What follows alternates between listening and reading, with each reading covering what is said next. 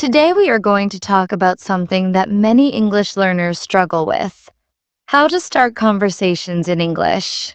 We'll give you simple tips, common phrases, and examples to help you feel more confident. Yes, Annie. Starting a conversation can feel scary, especially if you're not sure what to say. But don't worry. In this video, we'll break it down in a simple and easy way, step by step. Altaf, do you remember the first time you tried starting a conversation in English? Yes, I do. It was quite nerve-wracking. I kept thinking, what if I say something wrong? What if they don't understand me? But later I realized that the important thing is just to begin. Once you start, it becomes easier. That's very true. And many learners feel exactly the same. The good news is that we don't need to say anything complicated to begin a conversation. Sometimes a very simple sentence is enough. Exactly. Even just a hi or hello with a smile can open the door. Then you can follow it with a question or a friendly comment. Let's look at some simple and safe ways to start a conversation. Okay, the first way is to ask a question about the situation. For example, if you're waiting in a line, you can say, "This line is long, isn't it?" Or, "Have you been waiting long?" That's a great idea. When we ask about something that's happening around us, it feels natural, and it shows that we're paying attention. Another example could be in a classroom. You could say, "Is this your first English class?" Or, "What do you think of the teacher?" Yes, these kinds of questions are easy and friendly, and they invite the other person to speak too. You're not giving a speech, just starting a little chat. Let me share another useful way. You can start with a compliment. People usually like compliments. Just make sure they are simple and sincere. You can say, "I like your jacket," or "You speak English very well." That's right. Compliments are a wonderful way to connect, but we should always be polite and respectful. Also, starting with a shared interest is a great method. For example, if you see someone reading a book you can say, "That's a great book. I read it last year." That's a good one. Shared interests help keep the conversation going. Now, let's talk about greetings. Many learners forget that greetings are the best way to begin. A simple, "Hi, how are you?" or "Good morning" can lead to a nice exchange. Yes. And when someone says, "Hi, how are you?"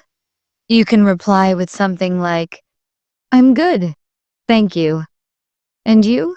This shows you want to talk too.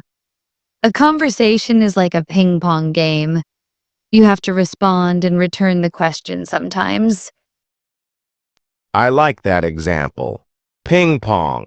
Yes, a conversation needs both people to speak. If one person stops, the conversation ends.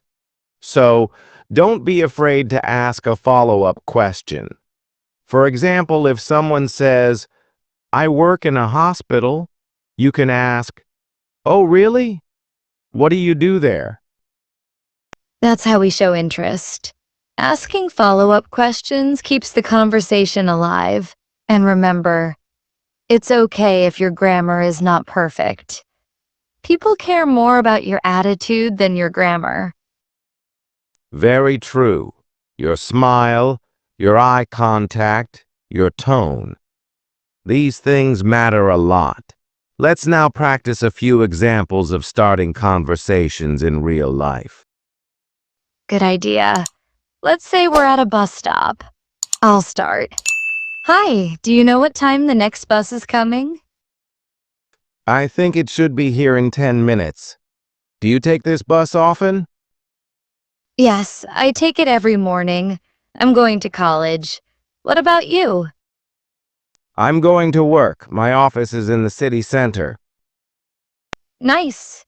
That's a simple conversation, but it starts with a question and grows naturally. Let's try another one. At a coffee shop. Hi, that's an interesting drink. What is it? Oh, it's a caramel latte. It's my favorite. Have you tried it? Not yet. I usually go for black coffee, but I might try this next time. See how that flows? Just curiosity and kindness. That's all you need. Now, one more thing. Many people worry about making mistakes, but mistakes are part of learning. Don't be afraid of them. Most people will understand and even help you. Yes. Nobody speaks perfectly all the time. Even native speakers make mistakes. What's important is the effort. The more you try, the better you get. And try to learn some common expressions like, "Excuse me, can I ask you something?" "Hi, is this seat taken?" "Hello, do you work here?" These are safe and polite ways to begin. We can also practice with a friend or even in front of a mirror. Practice builds confidence. Start small and build from there. Great advice. Start with short conversations, 1 or 2 sentences, then grow to longer ones. Soon you'll feel more comfortable. And remember, it's okay to feel nervous. Everyone does. But don't let that stop you. Take the first step. Say hello. Ask a question. Give a compliment. Bit by bit, your English will improve. Conversations are a skill, and every skill can be learned with time and practice. Today we learned how to start conversations in English using simple and natural phrases. We saw examples in different situations like a bus stop or coffee shop.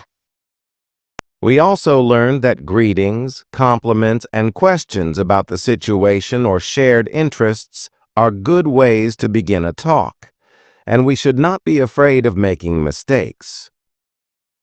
That's right. We just need to start, even if it's just with a hi. Thank you for watching today's video.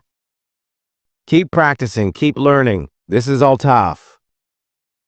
And Annie, from English with Altaf. See you next time.